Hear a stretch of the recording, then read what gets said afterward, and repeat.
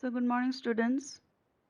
We'll continue with our unit number 3 and topic number 4, which is the process of staffing and manpower motivation. Staffing process, steps that are involved in the process of staffing. The first one is manpower requirements. The very first step in staffing is to plan the manpower inventory required by a concern, that is an organization, in order to match them with the job requirements and demands. So therefore it involves forecasting and determining the future manpower needs of the concern. Number 2, recruitment. Once the requirements are notified or are listed, the concern, that is the organization, invites and solicits applications according to the invitations made to the desirable candidates. Number 3, selection. This is the screening step of staffing in which the solicited applications are screened out and suitable candidates are appointed as per the requirements. Number 4, orientation and placement. Once screening takes place, the appointed candidates are made familiar to the work units and work environment through the orientation programs. So placement takes place by putting right men on the right job. Next one, training and development. So training is the part of incentives given to the workers in order to develop and grow them within the organization.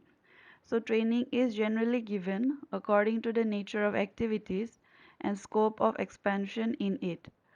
Along with it, the workers are developed by providing them extra benefits of in-depth knowledge of their functional areas.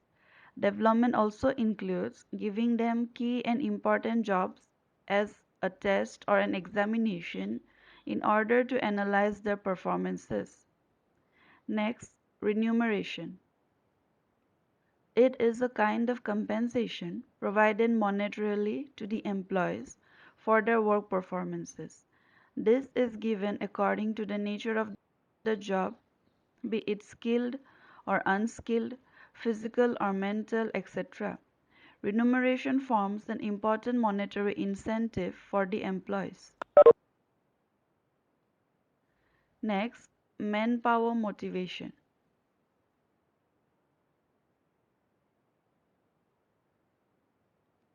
The important issue The important issue in the effective use of the labor force is motivation and particularly positive reinforcement, which causes behavior to change in the desired direction. To develop the right attitude, people need to see their work as a meaningful activity which gives them self-fulfillment and enriches their professional knowledge and career plans. They must develop a sense of belonging to the organization.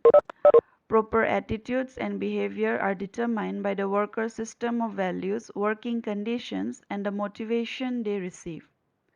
A survey conducted in some Asian countries indicated that with proper motivation of workers, productivity can easily be raised to as high as 90% in small and medium enterprises or companies. The only way to ensure the cooperation of workers is to share with them the gains from productivity, both in monetary and non-monetary terms. So recognition and a sense of fulfillment or achievement supplement monetary rewards. However, by themselves, they are not sufficient.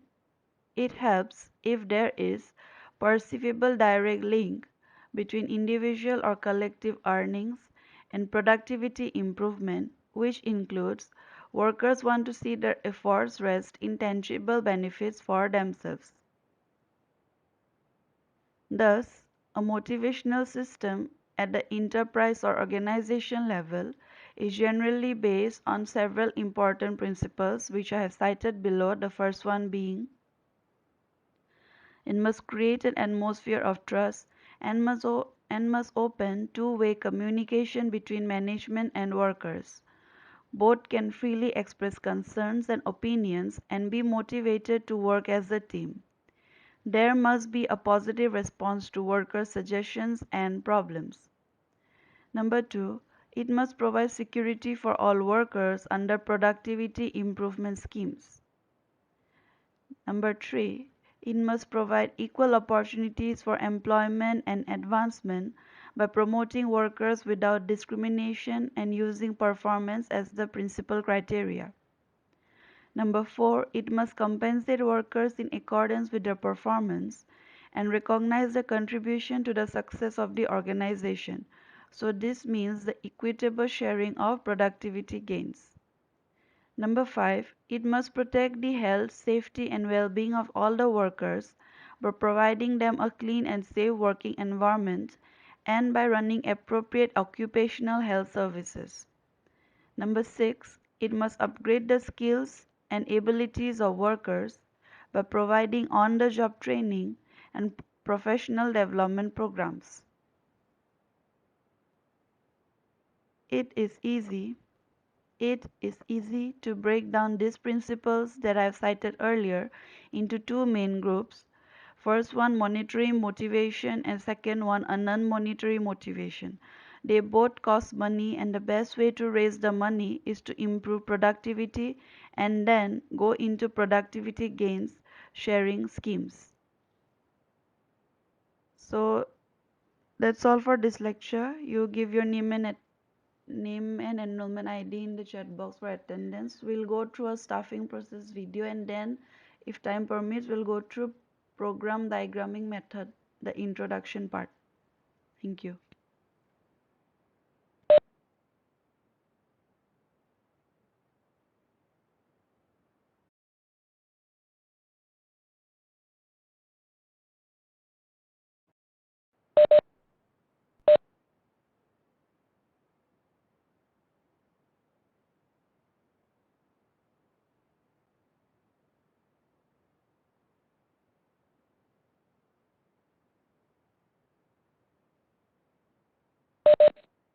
Is now understand what is the process of staffing. See, where there are various steps which we are going to learn that comprise of staffing process. Now, I have been telling you that we need to recruit the right person for the right job. So there has to be a right person, right job at the right place. Is it so easy? Well, it doesn't look so easy as such. Remember, it is not easy to recruit the right person. It is as good as, like, searching water which is drinkable water. Now remember, earth has only 1% of drinkable water, but then if you go around and see, you find water everywhere. So same way, when it comes to staffing, when I have to recruit the right person, although I would get candidates around me and a lot many candidates who would be willing to work, but then finding the right person is a tedious job. So step one starts with estimating the manpower requirements. What do I do in this step?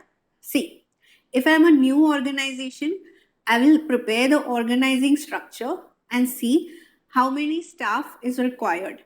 In case if I'm already a developed organization, I would have some staff with me.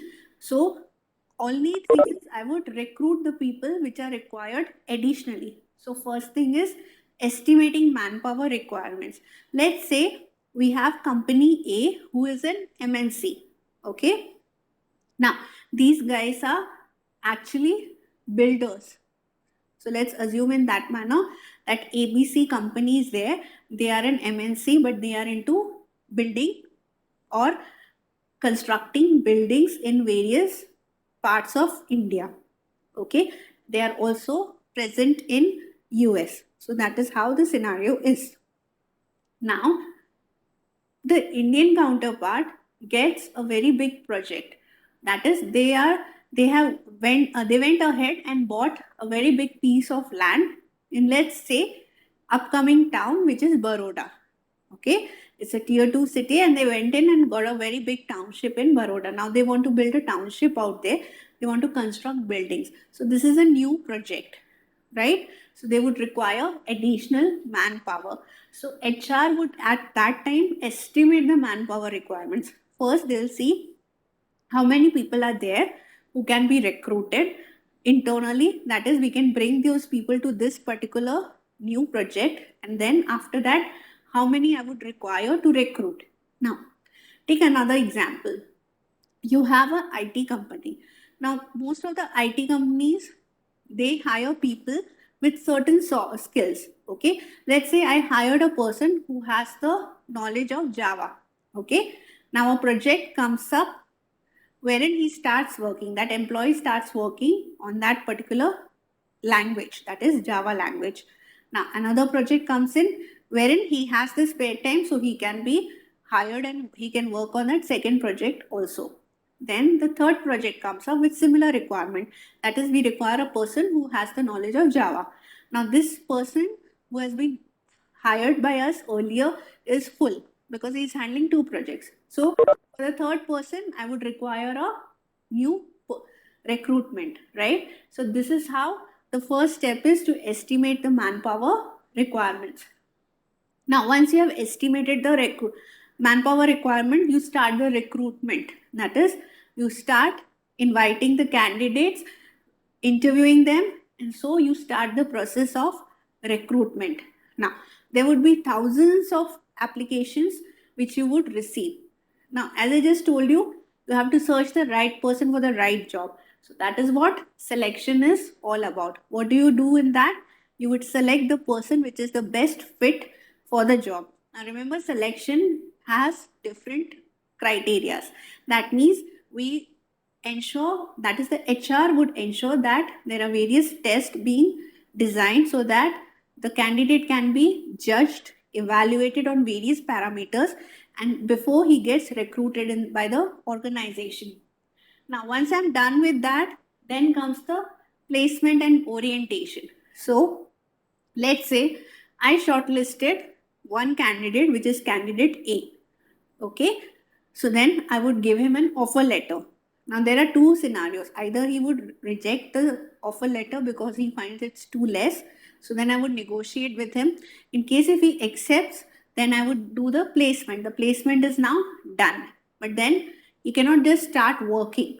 He needs to be aware about the policies and the rules of the organization. That is the reason we need orientation, that is getting him introduced to the organization.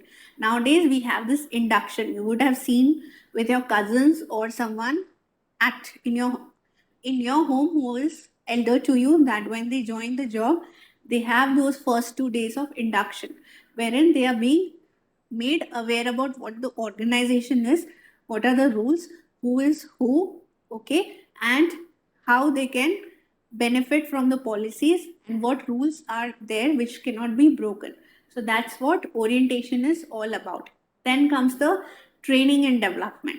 Now once he is aware of the organization, simply just can't come and start working. Let's say I'm a chartered accountant. I have joined Big Four. Big Four, that means I've joined Ernst and Young. So a big accounting, a big firm as such, right? So Ernst and Young, once I join Ernst and Young, what will happen? Let's say I've joined their tax department. Okay, so then they are in the process of making the tax returns for the clients. So I'm in that department. Do you think the manager will give me on the first day itself, like, boss, okay, now you're recruited, this is a client, go and have a call with him?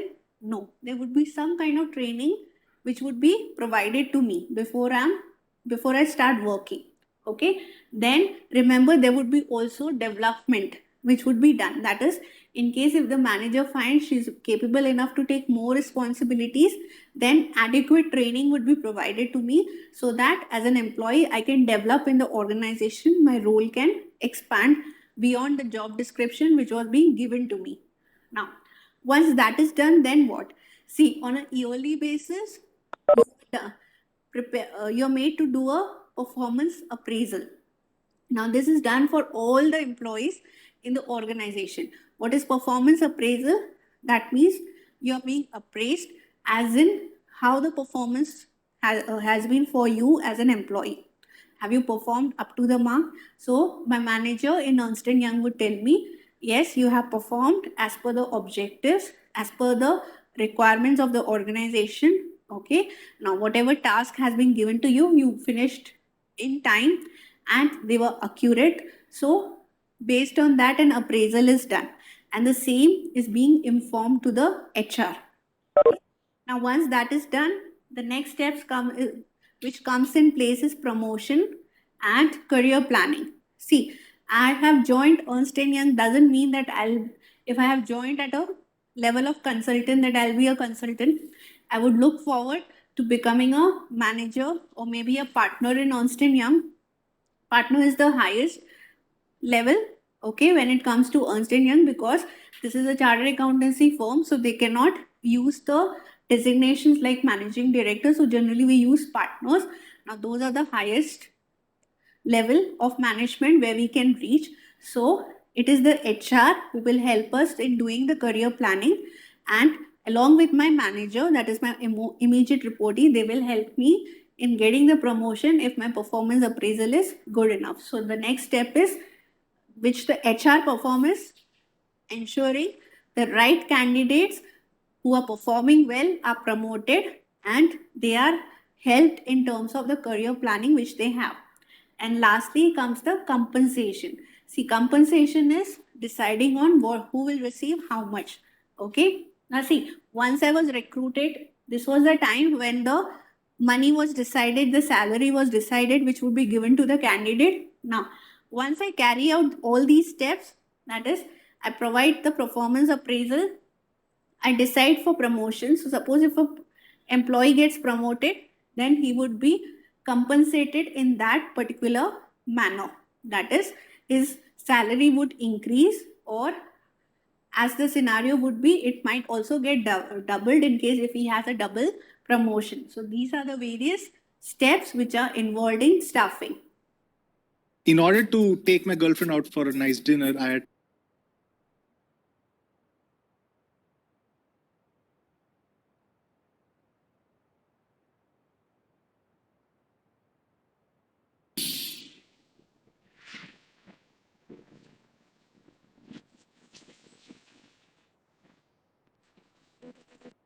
okay, and this is an alternative to activity on arrow, activity on node, and the third method we call is precedence diagramming. We will cover a little bit on the rationale, the history, the notation and relationships, which are very important. We'll do network analysis using the precedence diagramming method, and then we'll work out some examples. Now, what I would like to start with is, why do we need precedence diagramming? And for this, I would like you to do an activity. Okay, it's a small activity which requires drawing the network diagram for a pipeline project. So here you can see the image of a pipeline, and when in a project like this, we know that we need to excavate, we need to lay the pipe, we need to backfill. I'm taking it as a very simplistic model of it. And if we wanted to develop a network for this using the techniques we know today, or we have covered so far, how would you do it? Can you briefly sketch what would be the network like? Right, I'm only giving you 3 activities. I don't want you to go to surveying or anything. I'm only giving you 3 activities. How would you represent the relationship between the 3? Right, so you would have an excavation. After excavation finishes, pipe laying will start. After pipe laying starts, backfill will start. We can have excavation to hydrated. No, certain length, there is not pipeline simultaneously. So if we took the first alternative, where we have excavation finishes, and then pipe laying starts, and then backfilling starts, would you see, is that the way it would be done? No, obviously not. Because if it's a few tens or hundreds of kilometers of pipeline, I'm not going to wait till all of it is excavated and then lay the pipe. And like the second suggestion, we are certainly going to excavate a section of the pipe of the area, lay the pipe. While laying pipe is going on in that area, excavation is going to continue in the area. So if you wanted to represent this sequence now, so we know that at a certain stage there is going to be excavation on a section, there's going to be pipe laying on a section, there's going to be backfilling on a section. So if you wanted to represent this now, what is your What are the options? We need to put some delay. We can go like. You don't have delay. In your activity on node, you only have finish start relationship and you have activity. We can divide the work, the whole Right. pipe into sections. Right. We can excavate. Right. Lay pipe. Right. You will have excavate, say section 1. Excavate. Excavate. Section 2. This would go on. What would be my next set of activities? So after I excavate section 1, I can lay pipe section 1, and then this would only after this would be lay pipe section 2, and then backfill